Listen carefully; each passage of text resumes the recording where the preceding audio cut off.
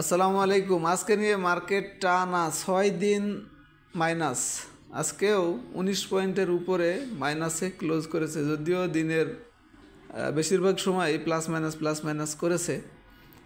তো এখন এই অবস্থার শেষ কোথায়, অর্থাৎ মার্কেট সামান্য বা পুরোপুরি ঘুরে যাবে কোথায় গেলে এর টেকনিক্যাল অ্যানালাইসিসটাই এই মুহূর্তে কি করা দরকার, মানে কি হবে সেটি একটু দেখাবো। দেখেন, এইখান থেকেই বলে আসতেছি যে ক্যান্ডেলের মেজারমেন্ট এখানে ওই স্ট্রং ভালো ক্যান্ডেল ছাড়া এখানে কিন্তু পরের দিনের যে প্লাস হওয়ার সম্ভাবনা সেটা বলা যাবে না এই ক্যান্ডেলের অবস্থান এবং চেহারার অ্যানালাইসিসটা দিয়ে।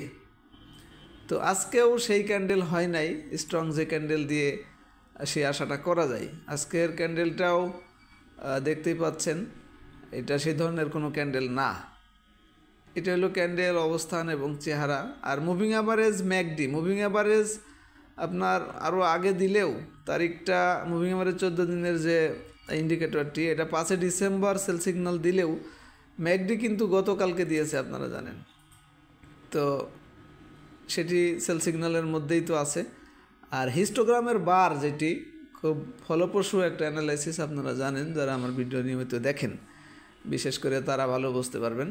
তো ক্রমান্বয়ে ছোটো হতে হতে গতকালকে কিন্তু একটা নিচে রেড বার ক্রিয়েট করেছে হিস্টোগ্রামের বার, আপনারা দেখতে পাচ্ছেন। তো একদিন নিচে একটা রেড বার ক্রিয়েট করলে পরের দিনই আবার উপরে সবুজ বার ক্রিয়েট, এরকম ঘটনা কিন্তু বিশেষ করে মার্কেটের ক্ষেত্রে রেয়ার, নাই বললেই চলে। তো নিচে নামলে কিছুদিন নিচেই থাকে, আবার উপরে একটা গ্রিন বার ক্রিয়েট করলে উপরেই থাকে, সে অ্যানালাইসিসটা আপনারা দেখেছেন। এখানেও যদি বলেন, এখানেও কিন্তু আপনার 7টা ওয়ার্কিং ডেজ নিচে ছিল, তারপরে আবার 6টা ওয়ার্কিং ডেজ কিন্তু উপরে ছিল। তো উপরের চেয়ে নিচে থাকতেই বেশি ইন্টারেস্টেড মনে হইতেছে, কারণ খুব দ্রুতই আবার উপরে থেকে নিচে চলে আসছে। আর এই ছোটো ছোটো হালকা যে কালারগুলি দেখতে পাচ্ছেন, এগুলির মধ্যেও কিন্তু মাইনাস আছে।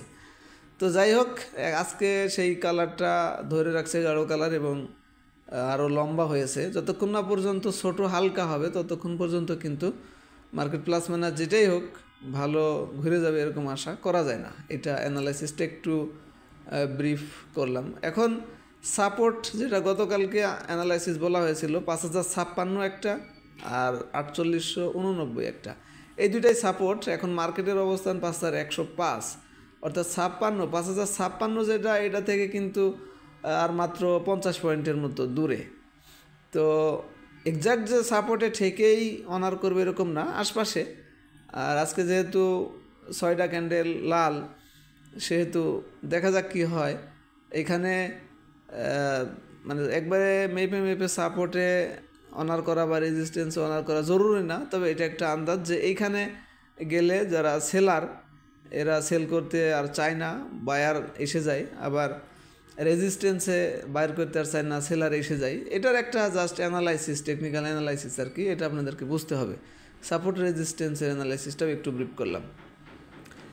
তো এই দুটাই সাপোর্ট এবং দুইটা ইন্ডিকেটরের একটু লং টাইমের জন্য যে কথাবার্তা, আর শর্ট টাইমে যেটা হিস্টোগ্রামের বার, ক্যান্ডেলের অবস্থান এবং চেহারা, আর একটু ভলিউম। তো ভলিউম গতকালকে চেয়ে আজকে বাড়ছে। গতকালকে আপনারা জানেন ভলিউম ছিল 304 কোটি টাকা, আজকে সেটি বেড়ে 351 কোটি টাকা। তবে ভালো হওয়া বা খারাপ হওয়ার মতো মেজারমেন্ট এই ভলিউম এবং ক্যান্ডেল দিয়ে এই মুহূর্তে নাই, সেটা আপনাদেরকে টেকনিক্যাল অ্যানালাইসিসটা বুঝতে হবে। আশা করি ভিডিওটি মার্কেট কোথায় যে ঘুরতে পারে বা সম্ভাব্য কতটুকু, এগুলি একটু নিয়ে আলোচনা করলাম। এখন যাদের এর মধ্যেও কিন্তু আপনারা দেখেছেন কিছু স্টক আজকে হল্টেডও ছিল, আবার সামান্য কিছু বাড়ছে। এরপরে আপনার ইন্ডেক্স মুভারে কিছু ভালো স্টক মাইনাস হওয়ার কারণে মার্কেটটা হয়তো লাস্টের দিকে এসে পড়ছে, কিন্তু 102টা স্টক তারপরেও প্লাস আছে। এর মধ্যে কীভাবে ব্যবসা করা যায় এই জন্য একটা শর্ট লিস্ট 2টার পরে আপনারা সবসময় এই ট্রেড আওয়ারে 2টার পরে এই জন্য এনকারেজ করা হয়, যাতে করে এই লিস্টের মধ্যেই থাকে। কারণ আপনারা জানেন লিস্টটা আপডেট হয়, প্রাইস কমে গেলে এই লিস্ট থেকে চলে যায়, আবার বেড়ে গেলে লিস্ট থেকে এসে যায়, লিস্টের মধ্যে ঢুকে যায়। এই জন্য 2টার পরে সার্চটা দিতে বলা হয়। তো মুভিং অ্যাভারেজ 14 দিন যে ইন্ডিকেটর, এই ইন্ডিকেটরটি অনুযায়ী আজকে দেখুন 17টা স্টক বাই সিগন্যাল দিয়েছে এই ইন্ডিকেটরটি অনুযায়ী, আর ম্যাকডি ইন্ডিকেটরটি অনুযায়ী বাই সিগন্যাল দিয়েছে মাত্র 8টা স্টক।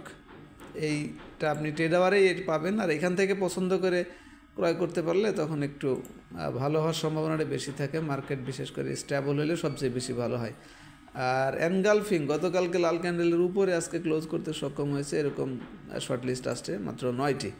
আর একটা রিসেন্ট আমি 2টা ভিডিও যাবত দেখাইতেছি বি ক্যাটাগরিজ, আজকে কিন্তু এখান থেকে কোনো রেজাল্ট আসে নাই। আশা করি এদের মেম্বারশিপ নেওয়া নাই, উপরের নাম্বারেই যোগাযোগ করে নিতে পারবেন। 2 বছরের যে প্যাকেজটা এটা 3600 টাকা ছিল, এখন 3000 টাকা। ধন্যবাদ সবাইকে, ভালো থাকবেন, আসসালামু আলাইকুম।